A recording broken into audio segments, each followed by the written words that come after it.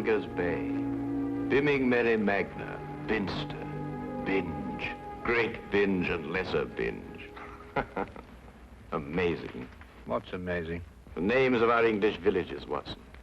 What foreigner reading these could ever think of us as stiff and sober-minded people? Bippery Cross, Birrer Crags, Bird Cherry Brook and Birding Piece Place, Burlston Junction. When do we go? Go where? To Burlston Manor, Burlston, Sussex.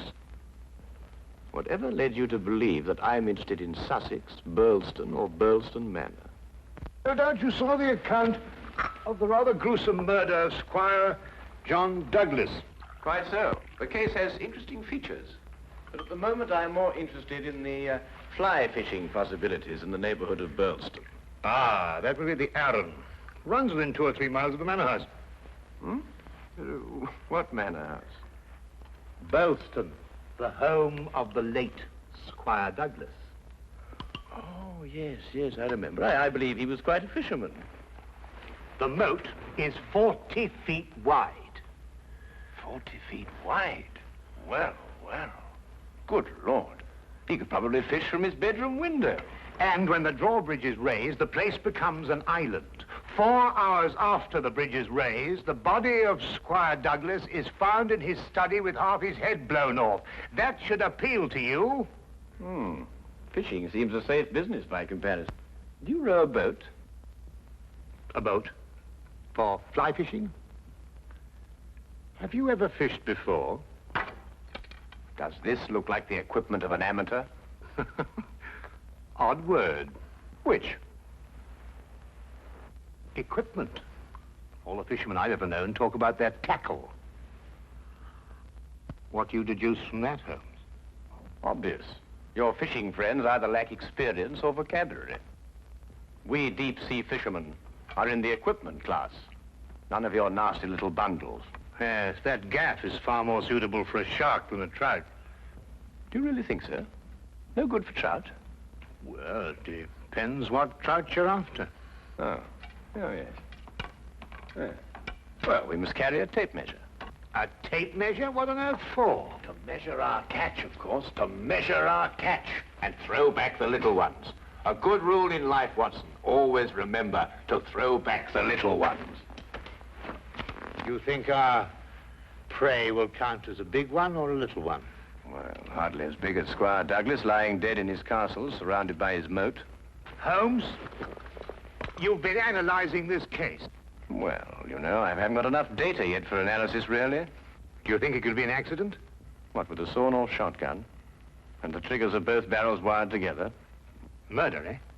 Yes, possibly. What do you mean by possibly? Don't sit there, man. That may be opportunity knocking. Oh.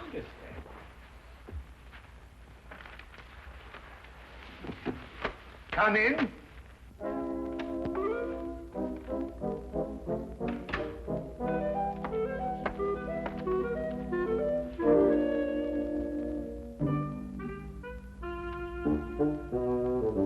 Mr. Sherlock, The fisherman. Hold on! Oh, come on! Blimey! No, In there, boy. It's only a little one. Would you like it, Watson?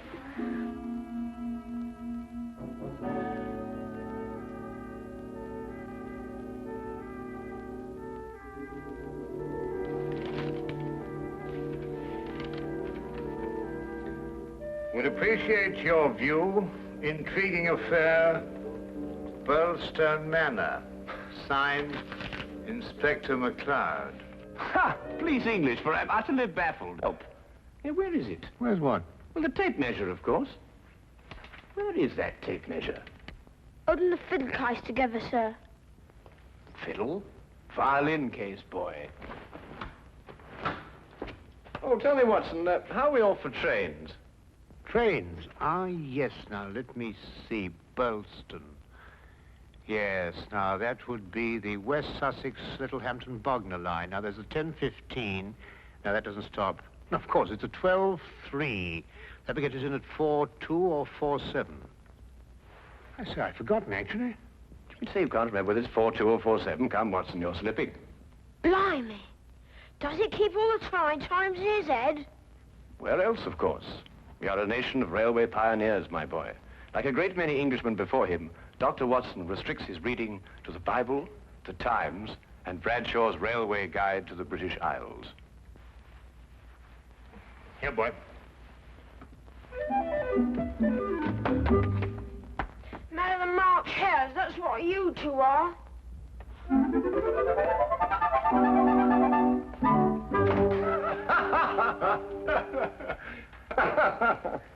I say, Watson, have you seen my weekend bag anywhere? I suspect it's under the stairs. Mrs. Hudson got very tired of seeing it lying about. Oh, good. Well, that means it hasn't been unpacked anyway. I assume not. Excellent. Then everything is ready. Oh, be a good fellow, would you, and dig out that bag and put it in the cab along with that tackle. Why? Aren't you going to be here? I have a little reading to do. Pick me up at the British Museum Library, say half an hour before the train leaves. Now, look here, Holmes. This is no time to go reading. You'll miss the train. I cannot vouch for the punctuality of Dr. Watson or the reliability of the company's steam engines, but I, for one, propose to be at Burleston Halt at 4:02 p.m. precisely.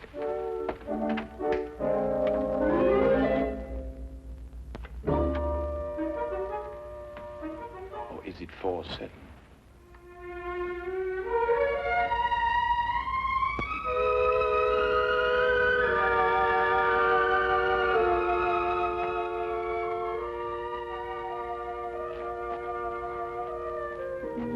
It was a nice piece of work, if I say so myself. The entire story hung on a spider's thread. A spider's thread? Exactly. Huh. Ah, it sounds interesting, Inspector. Now, perhaps you'll start at the beginning. Simply stated, the castle, as you'll see, has a moat. And when it's up, as it was at the time of the murder, it's a sealed fortress. Who was in the castle at the time of the crime? The murdered man's wife, Mrs. Douglas, and a foreign friend, John Morell. Just those two? And the servants, but we've been able to rule them out completely. And from your description of the house, it would have to be one of them. Either Mrs. Douglas, or this friend of hers, Morell, or both of them. They tried to make it appear as though someone had broken into the house and then dived through the windows to swim the moat. But you disproved it. Completely. How? I'll tell you when we get there. This murder weapon. A sawn-off shotgun, I believe. An odd weapon, that. And a foreign gun, too. 3 letters on the barrel. P-E-N. Aha. A larger P with a flourish over it, followed by a smaller E and N.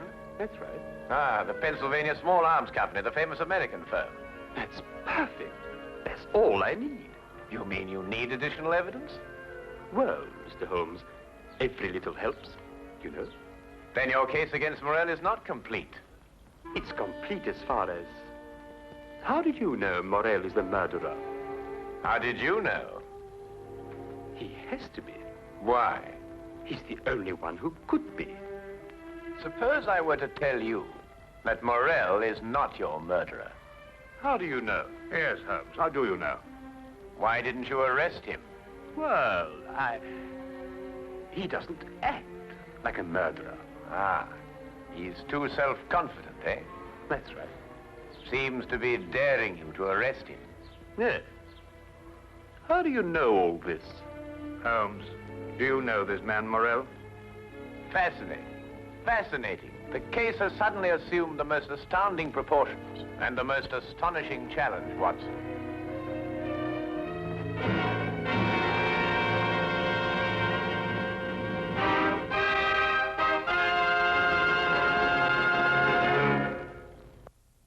Specimen of the period. Yes, it is lovely, isn't it? What did you mean, Mr. Holmes? Nothing. I just think it's a lovely building. No, I mean when you said that Morell didn't murder Mr. Douglas. Oh, that. Yes, what did you mean? How do you know he didn't do it? Well, if he didn't do it, she did. You're jumping again, McCloud. You're jumping. But it has to be one or the other. Does it really? What's he talking about? Well, don't you know?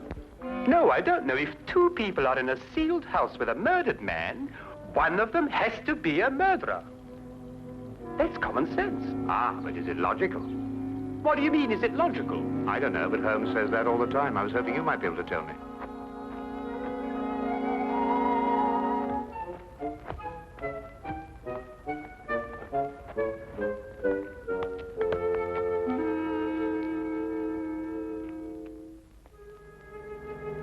He hasn't been moved. That's just the way we found him last night. Watson? Of course, death was instantaneous. I should say so. The charge was not fired directly into the face, as the newspaper's account had it. Uh-huh. I'd say the blast came from below and that the gun was almost vertical. Excellent, Watson, excellent. May I see this shotgun, McLeod? Holmes, look at this. Good Lord. Wait, it's a brand like cattle. Well, how old would you say it was? Have you got your glass there? Yes. Thank you. It's very difficult to estimate marking like this, Holmes, but I'd say it's, well, it's over 15 years. 20. Mr. Morrell? At your service, Mr. Holmes. Dr. Watson. News travels quickly. This is a small village. You said 20 years? Yes. The same age as this. It stands for the Mesa Valley, Arizona. Gold claim number 341. That is where John and I met 20 years ago. There were 3 of us. We registered the claim, worked it, and then sold it. We divided the money in thirds and went our different ways. 2 years ago, I looked John up here and stayed on. I liked it. And the third partner?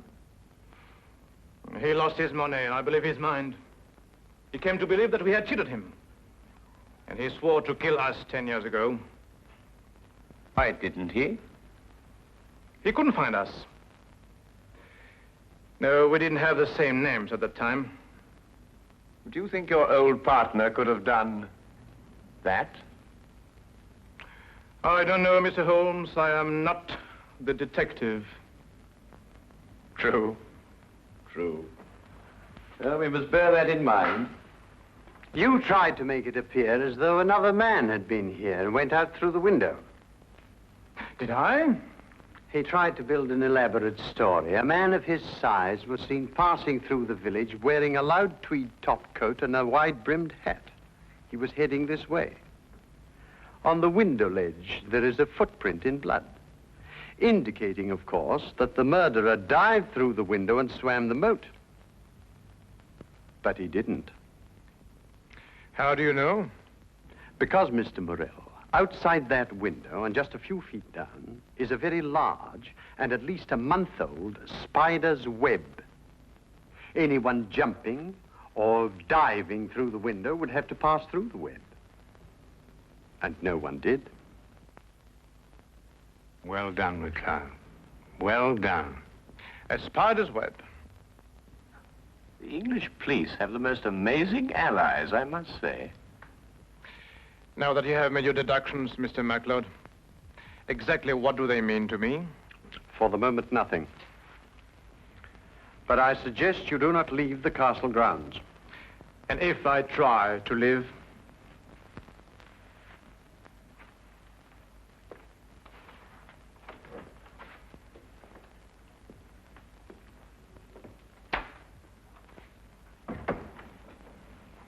Well done, McLeod. You've certainly got your man. But I'm not rushing in to make any arrest. I'm going to make sure the case is iron cast. Oh, very wise. And what's the motive? Revenge for the Vermis Valley affair? I've got to go a bit careful there, Doctor. If you ask me, it's a case of, cherchez la woman. Oh, what's he? Oh, is he the Douglas? Well, you know how these things are, Doctor, between us, men of the world. We know how a situation like this can... Oh, of course.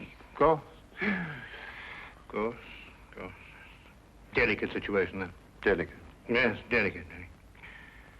Might almost be called the case of the other man.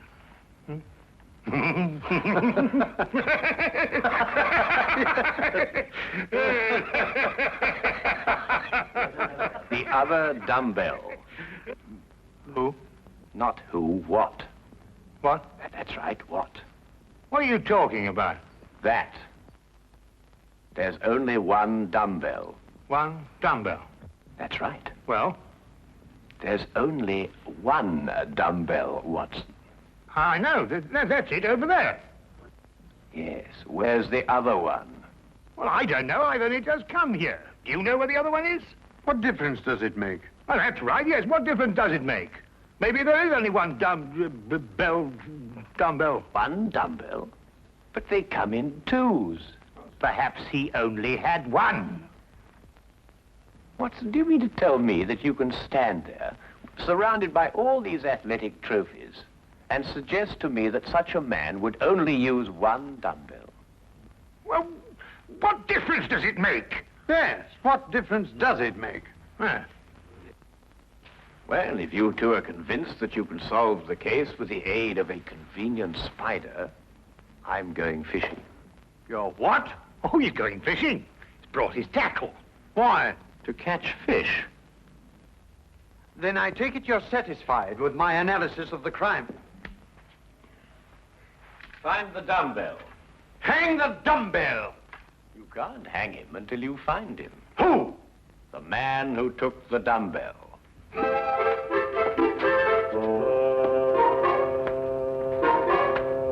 You've gone too far now, Holmes.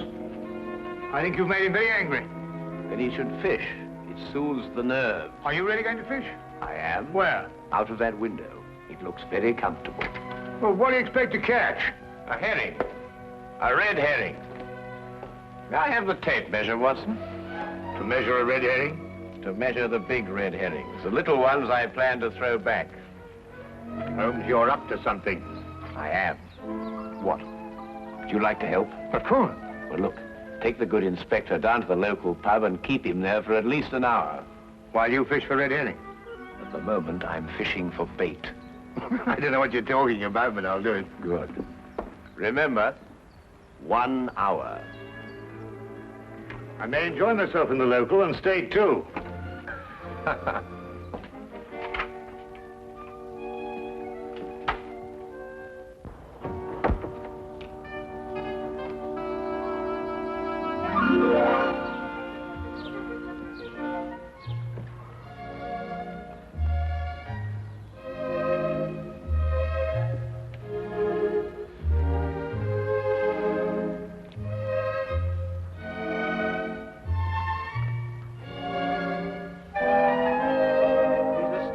That Holmes. What do you think he's been doing?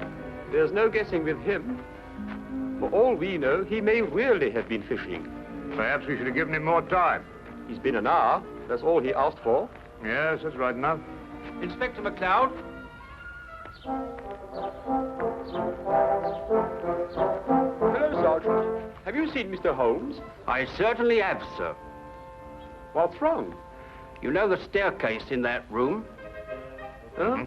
Mr. Holmes was sliding down them banisters. He was what? That's right, sir. Sliding down the banisters he was. Well, he was probably investigating something. Probably. Well, let's ask him. There must be some reason behind it. Good afternoon, gentlemen.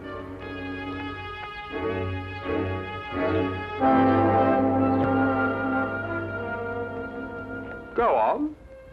Ask him. Ask me what? Well? What have you been doing while we were away? Well, first I fished, No. and then I slid down the banisters. I told you. Why? Why not? Well, And you, Inspector McLeod, are going to drain the moat. I'm going to what? Drain the moat. Empty it right down to the bottom. I can't do that. That's a major engineering job. Don't you realize that's a real river that runs round the house? Well, in that case, don't drain the moat, but tell everyone you're going to. And then what? Then we'll all meet back here in an hour's time. and see if we can find somebody pulling something out of the moat. Exactly. What? Red herrings. As mad as a March hare.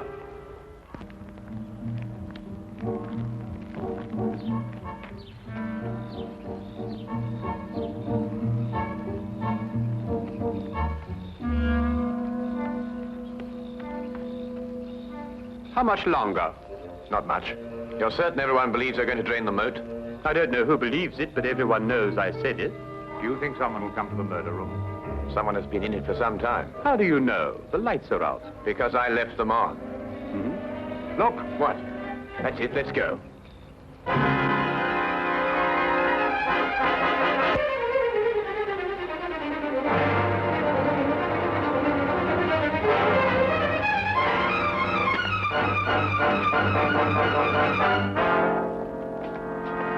Oh, excuse me. What are you using for bait?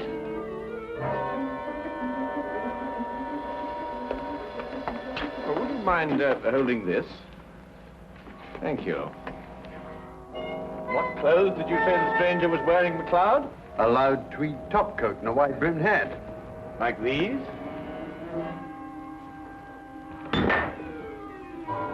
The dumbbell. Holmes, how did you know? When you're working near water, Watson, and a heavy object has disappeared, you may conclude, until you can prove otherwise, that it has been used to prevent some object from rising to the surface. All right, Morrell. You're under arrest for the murder of John Douglas. It is my duty to warn you that anything you say may be taken down and used in evidence... No, McLeod. You haven't got it at all. What? This gentleman didn't kill John Douglas because John Douglas isn't dead. He isn't what? Dead. The man whose body you discovered in here is the very man who came back to... No, you're not with me, are you, McLeod? Would you tell him, please? These clothes belong to our third partner. A man who's been searching for you for 10 years. Yes. He found us and arrived here with a shotgun. He and John struggled and the shot went off. That explains the vertical angle of the blast. In the ensuing struggle, the gun went off. I heard the report and ran down immediately. I timed it from your room. 15 seconds if you run and 10 seconds if you slide down the banisters. I ran. I thought you would. John was panic-stricken when he saw what he had done.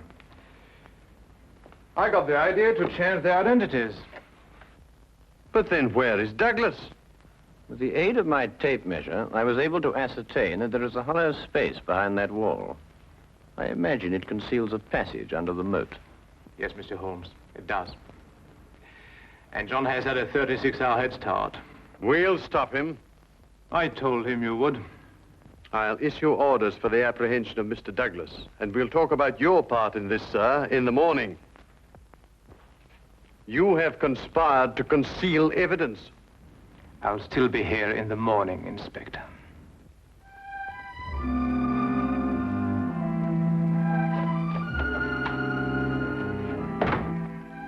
A very brilliant piece of deductions, Mr. Holmes. An excellent application of applied psychology. I haven't been tricked many times in my life. You must remember that the next time you become involved with murder. And you can now continue your fishing in a more normal manner. Fishing? No, I don't care for it, really. Unless it's deep sea, of course. Yes. But in the absence of an ocean in the immediate vicinity, I think we'd better start back to Baker Street immediately. Well, now, there's a 9:13 or a 10:23. The 10:23 will hold us up at Tunbridge quite a while, but it waits to connect. Thank you, Mr. Holmes. Not at all.